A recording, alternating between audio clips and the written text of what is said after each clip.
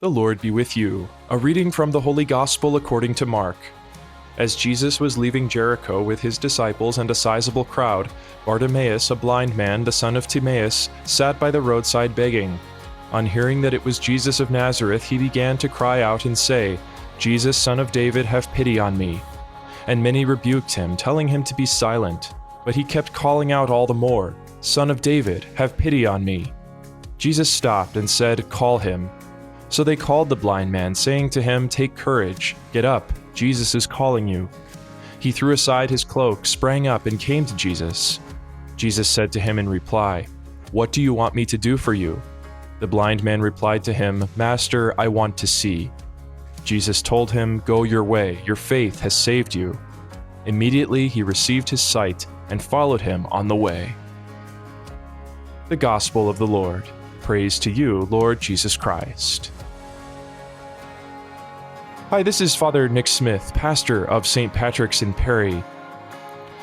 We would do well to imitate Bartimaeus' sense of urgency.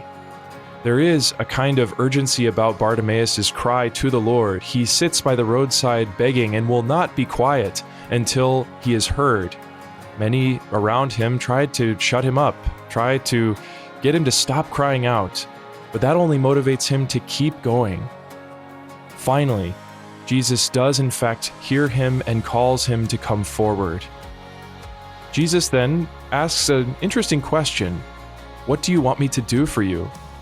Jesus is the Son of God. He has divine knowledge. He knows everything. Why would he ask Bartimaeus this question? He wants to hear it from Bartimaeus. He wants to coax from him his faith, his act of faith in Jesus' healing power. This is what God does for all of us. He knows what we need. He knows what we want. He knows it better than we do. But he also wants to coax from us our faith, our longing, our desire, so that we might long for his will just as much as he longs to make it known in our lives.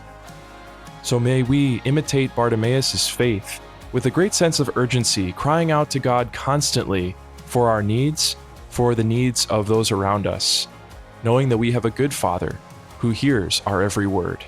May God bless you, and let us continue praying for each other.